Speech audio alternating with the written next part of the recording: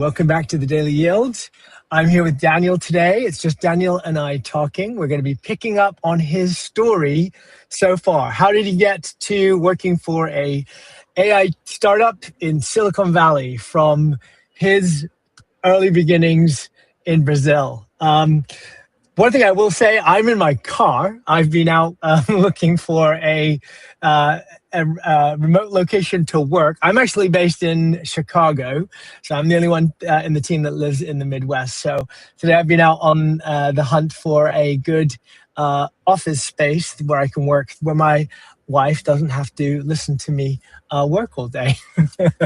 So Yeah, anyway, that's Daniel, good. let's get back into it. Last time, Daniel and I started at the very beginning, economics degree in Brazil, the decision to switch to engineering, teaching Python before he had a job learning Python before he had a job that needed it. The early days were exciting. And you got to a point where you were working as a data engineer. And I believe we got to you working on Upwork. Is that right? The marketplace? I think Yeah. you were you Mhm. were, you were Yeah, we proving, discussed that.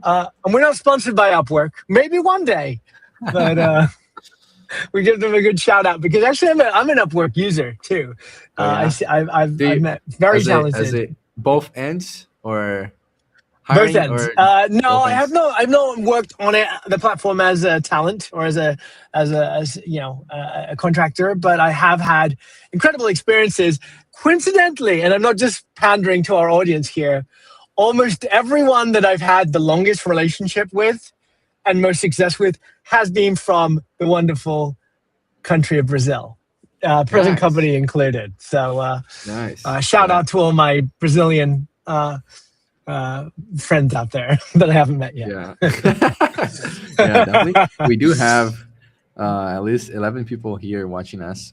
And Okay, wonderful. this journey is my remotely international career started from Upwork. And I gotta say, it's pretty hard for you to start because there's so much competition. And so the thing is like you find the roles, the jobs, the positions there where you kind of fit. And then Yeah, 5 minutes, 7 minutes later, after the job was posted, there's like 10 applicants already. And then you're yeah, like, yeah, and then I was filtering out. Okay, so filter only by jobs that have like I don't know between 5 and 10 applications and about X topic Oh, you can and see how many responses. You can see yeah, how many mhm, people yeah, responded. Okay, and wow. then apply as fast as possible. But I remember that's a volume game. Like apply a lot until you land the first one. After Yeah, you get the first one, making sure you receive like a great review, so that yeah, this will help you to get the second one, and then yeah. keep doing that until like keep doing that. I honestly I was only able to get the first one. The second one was already outside of work, and then here I am. Okay, okay. I stopped doing that, right? But for those who don't are not working for international companies yet, that's how I started out. And to recap a little bit, of the wisdom that you shared there. I mean, ultimately, the takeaway for me was that it's tough to live in a country and earn in a country where the value of the currency is relatively low, and you can drastically increase your outcomes in quality of life by looking more globally, looking beyond Brazil, right? And so uh, Upwork is one. Have you ever just to kind of touch on this a little bit? And again, we're not trying to promote any of these platforms, but for people who are looking to follow that wisdom, there's also Fiverr and Contra that I'm aware of, right? Have you tried either of those? No. When I was trying out, I only tried on Upwork. Mm, I heard about Fiverr, and the third one I have never heard about it. Yeah, yeah. there's a lot of different platforms that do Mhm. this kind of matching, um, and the one that I had success with was Upwork. Excellent. All right, so let's get back into the present where you're basically you've met Sam out off the platform, and you're doing your first job with him. What was your role there? Yeah. So at first, Sam was really spectacle about hiring a data Skeptical. engineer. Skeptical about hiring a data engineer because I was a data engineer and not a software engineer, and Right. I lacked a lot of knowledge that a software engineer would have.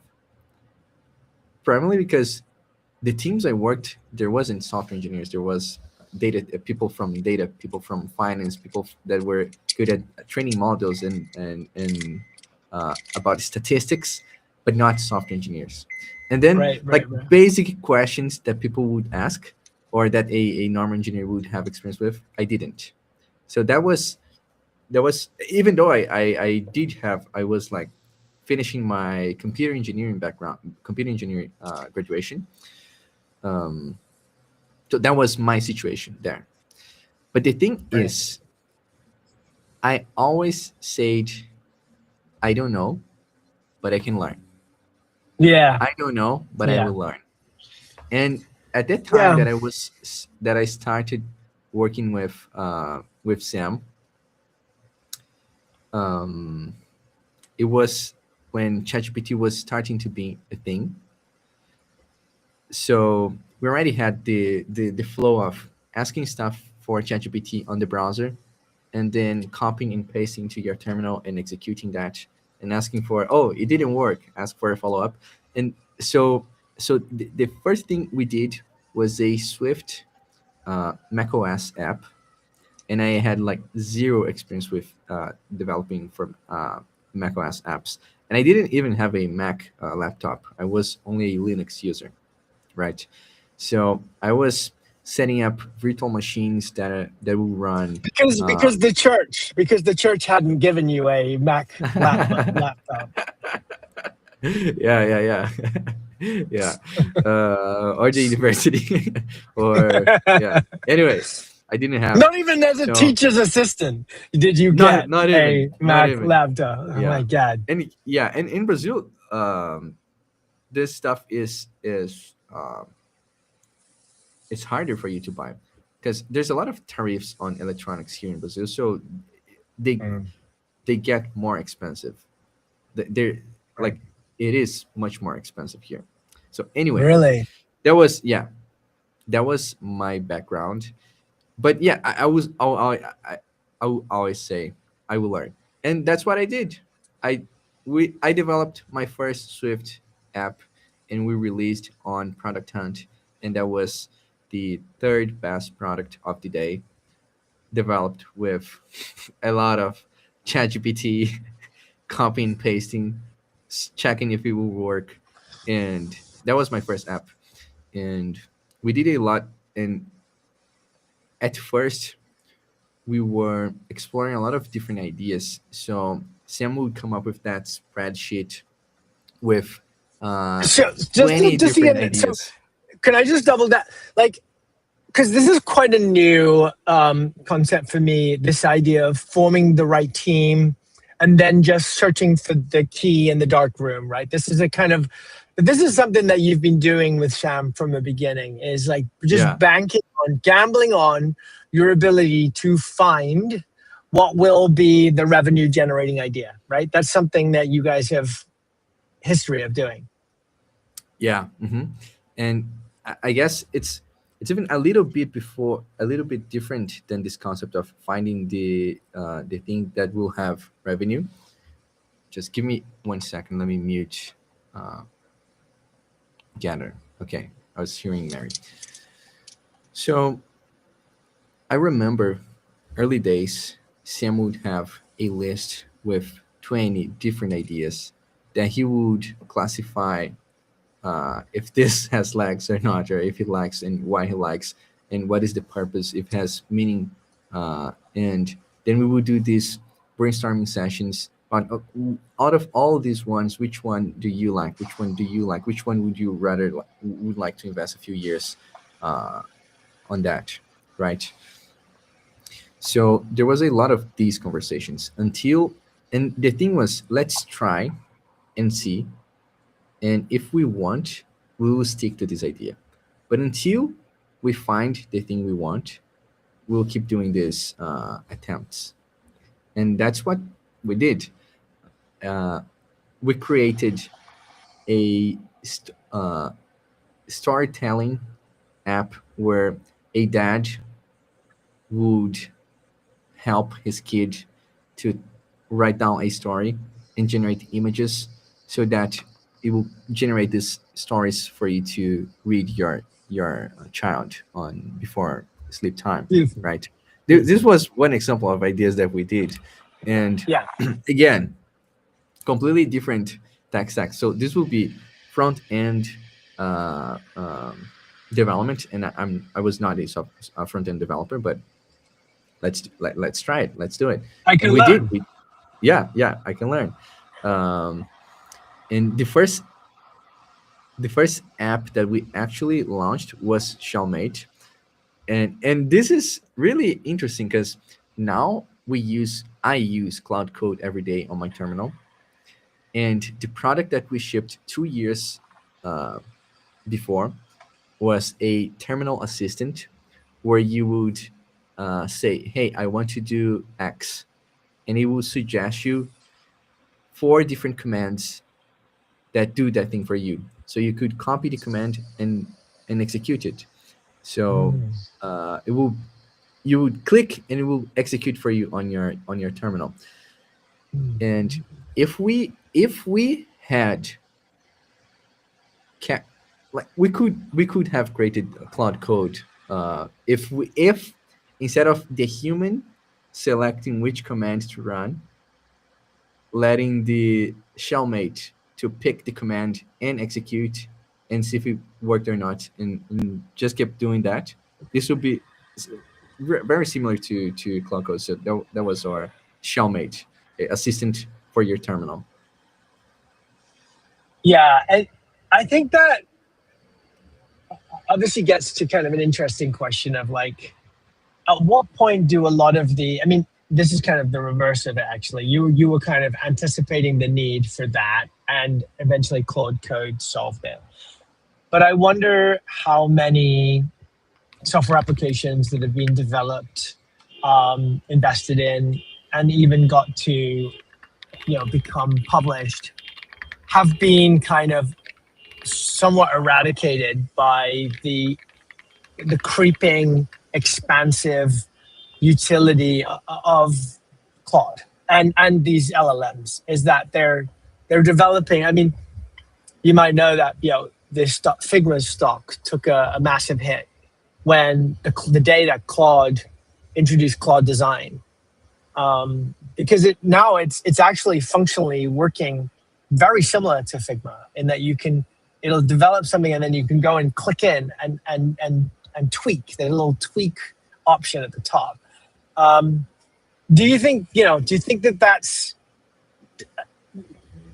a good thing for this industry, or do you think that basically ultimately there's going to be the incumbents will have so much strength because they have so much market presence and market power that they're going to kind of prevent some of those opportunistic, tools to be built on top of them for fear that they could just become obsolete quickly?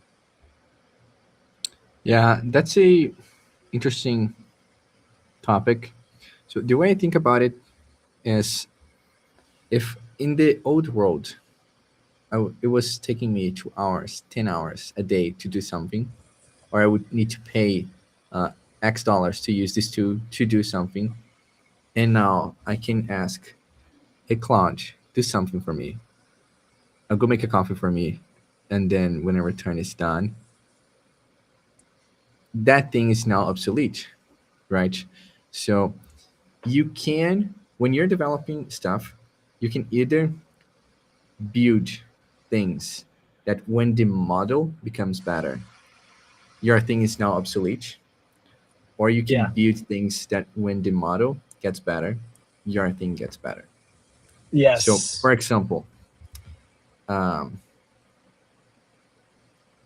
today, if I ask Claude, hey Claude, create this entire project for me, here is the recipe. I have the recipe. If I have a better Mm, model, this better model will not compete with my recipe, because the recipe leverages the intelligence of the model who's running it, right?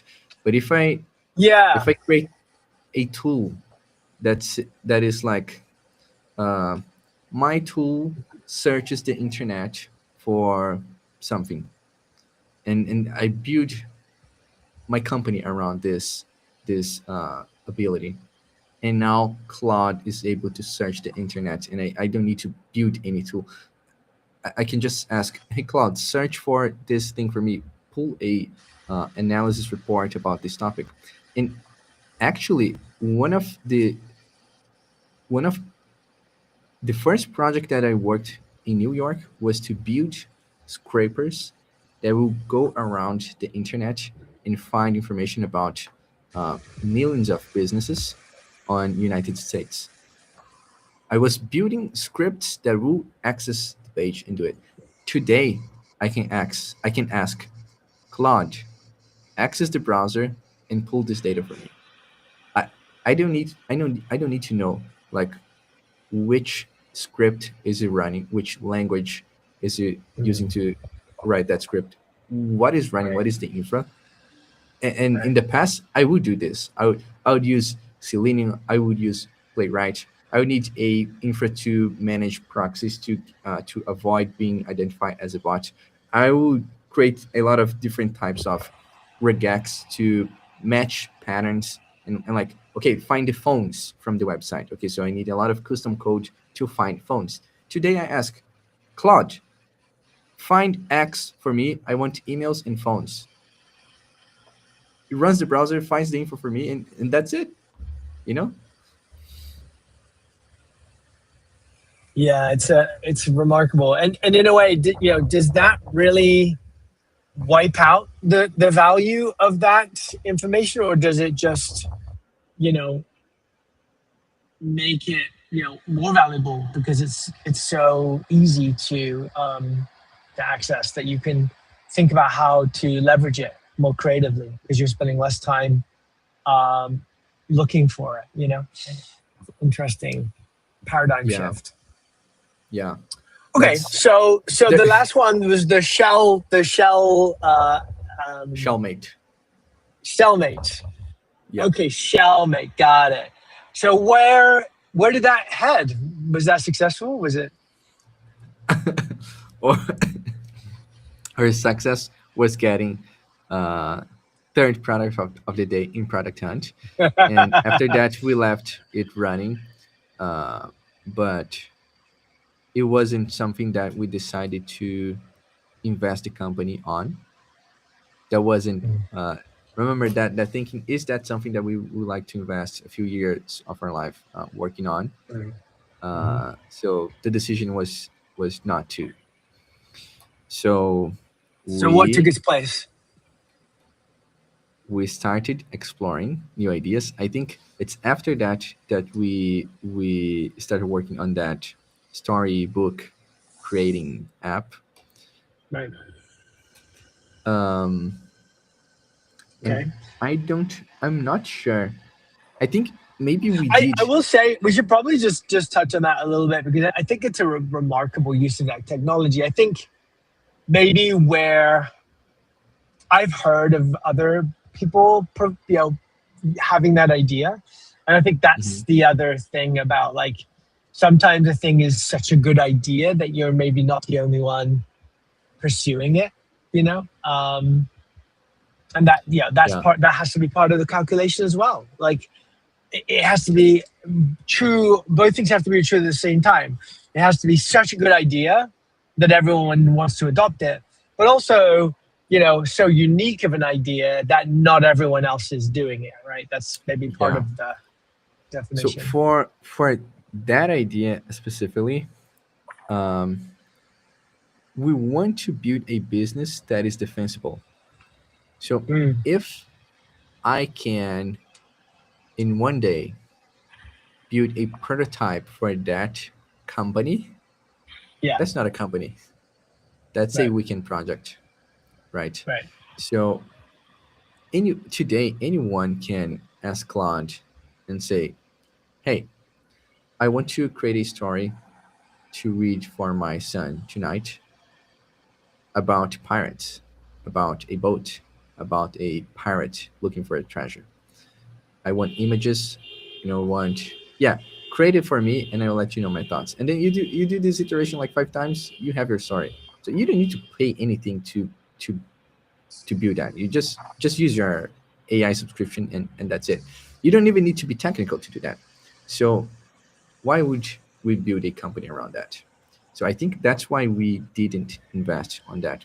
But one of the things we were considering, and at that time it wasn't easy for you to achieve character consistency. So Mm, I create a story about Rowan, little Rowan, the pirate, mm, this night. Next day, my kid wants to see the same little pirate Rowan mm, character mm. in the story. Next day Yeah, again. And we were not able to do that at that time. right, So right. one of our ideas was, okay, what if we figure out how to achieve character consistency every time so that we could digitalize Disney characters, whatever type of characters we want. We will be like the digital clone version of this. And if you want to have little pirate Rowan on your product, your brand, or whatever, you pay us, you receive access to it. Uh, so everything, like the way it speaks, the outfits, the style, everything. So that was one of the ideas that we were exploring back then. And those companies that developed that, I mean, I think probably ultimately it ended up Google winning out with Nana Banana.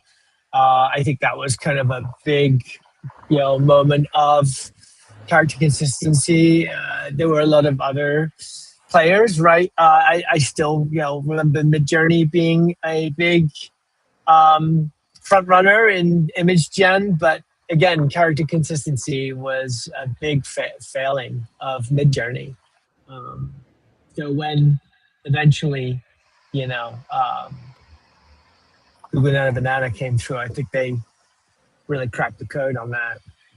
Yeah, So, it needed the data input of all of Google's internet somehow, and whatever the secret sauce is there to be able to create yeah, character and consistency. So and now everyone, like,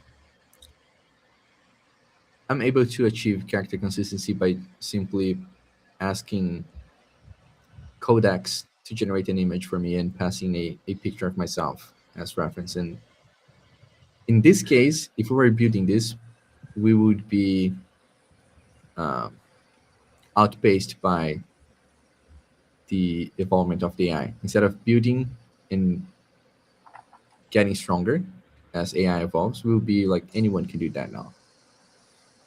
yeah, So I don't remember what was the decision or what caused the decision, but we decided to not keep investing on that idea. right. So what came next? It's unclear to me Somewhere in if there was other projects. I honestly I don't I, I'm remember. I mean I'm learning. I know that there was a relationship app somewhere Yeah, popped I don't up. know. Let me see if I can remember how it started. Sam Well, while you think about wanted that, to. I'll say that seems like a very good use of AI to me, because oftentimes like you might find some form of disagreement in your relationship, and you need that arbitrator, right? That kind of third person, I actually use the term person loosely, or that third point of reference to be able to, resolve the issue. And oftentimes, the arguments are not about the things that you're ostensibly arguing about anyway. So that's, maybe where some of it breaks down. But I see that as a valuable use of AI, and you guys pursued that. But it seems to me that that also didn't become a fully functioning app. The relationship apps. So it all started. Sam exported his entire message history with Abby from iMessages and started doing analysis and statistical analysis and all sort of different analysis to extract data from it. And he was amazed by what at the time wasn't Claude. We used to use Cursor, while he was being able to extract using Cursor. And then he started talking with experts. So we had like advisors that were top of the field on Yeah, that topic. right. Relationship So therapy, right? Therapists. Yeah. yeah.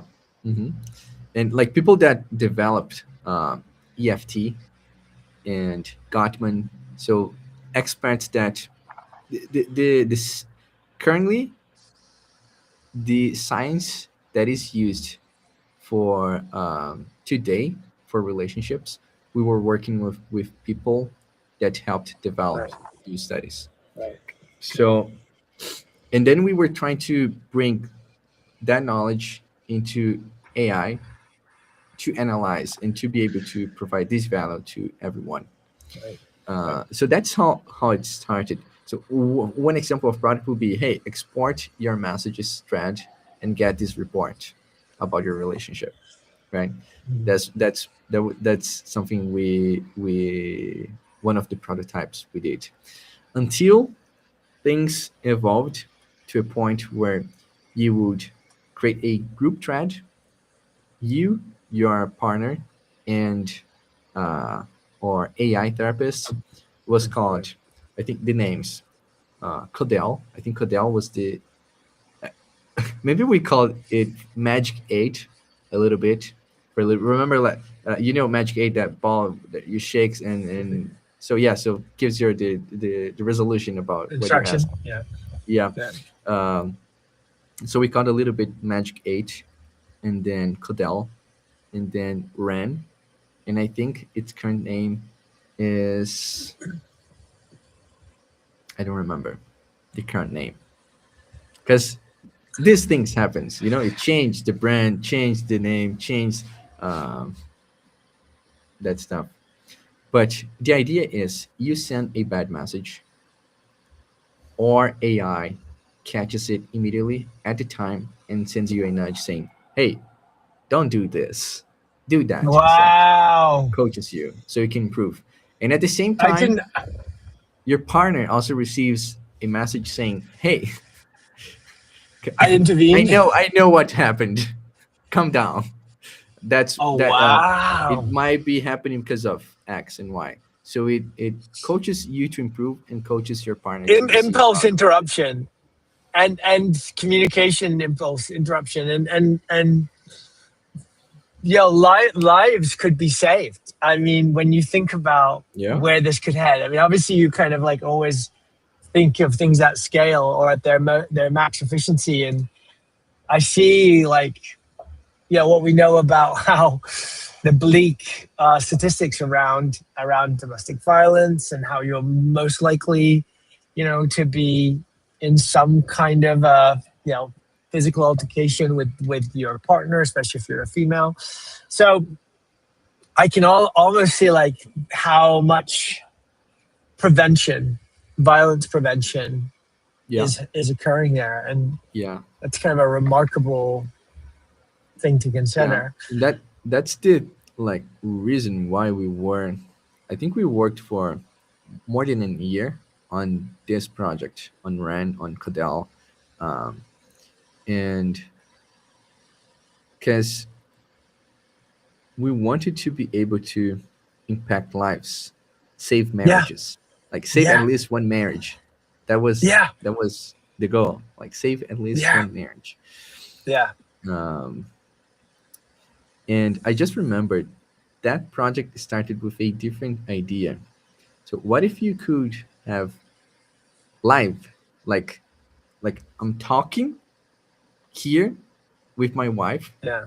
I say Yeah. something bad, and I receive intervention here, like a speaker plays, like, and the AI say, whoa, whoa, whoa, whoa, whoa, calm down, kind of thing. Imagine. Yeah. So this was one prototype that we were working, and we called that Codel local voice, and everything will be local. You would run the hardware on your place, and the first prototypes, Sam was putting microphones around his house to test, like, okay, is the microphone good enough to capture my voice, capture the other person's voice, detect who is talking, and understand, create a intervention and play that audio. So that was one of the experiments we did.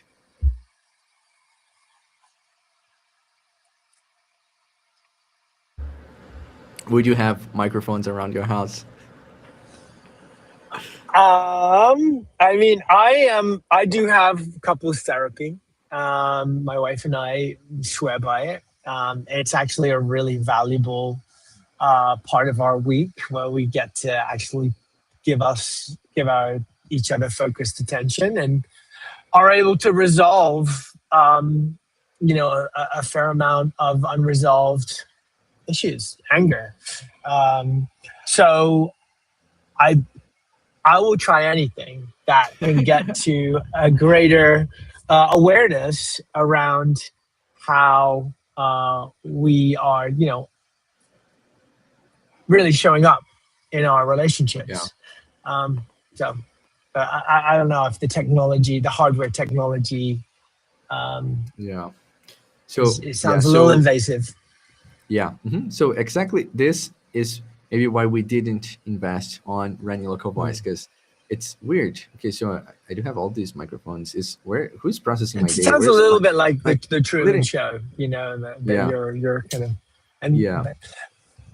okay. So We're at 2:34 Pacific time. So I'm going to say that this has already been a really fun exploration of past ideas that have not met the bar, ultimately, and remind ourselves and our audience that this is the Herculean, Sisyphusian effort that we go to, put ourselves through to find something that is life changing. I mean, ultimately, the bar is so high, it has to move the needle for humanity in a way that registers change and impact at a societal scale. So we're dreaming of how to harness godlike technology and use it in a way that benefits humanity. It's not a small task. I think it's important to remember that.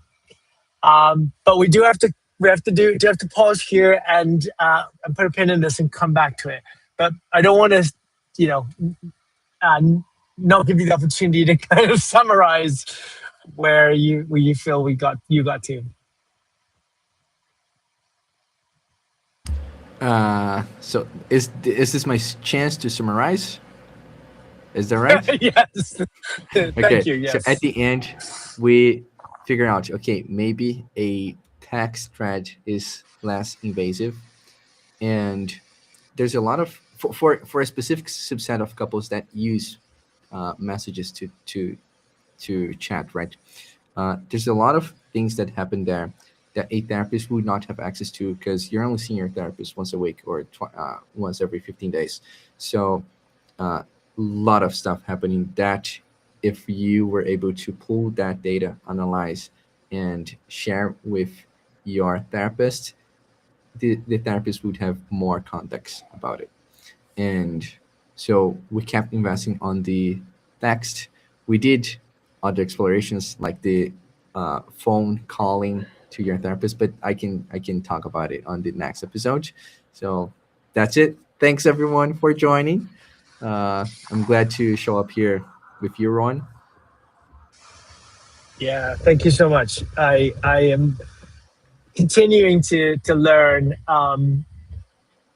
what it is to be part of an AI startup, and how everyone seems that it's something that we all want to do, but it's actually harder to do, I think, in reality than, because everyone thinks, oh, I've got 10 ideas that I could launch tomorrow, but it's when you really put them under the stress of making them scalable that you learn that it's not so easy to do. So anyway, I'm learning a lot. Thank you so very much, Daniel. Thanks for the audience that watched. We'll be back tomorrow with a whole new subject, and we will pick up with Daniel's journey to the present, because it's a fascinating installment. Thanks for today. Yeah. Bye-bye. Talk soon.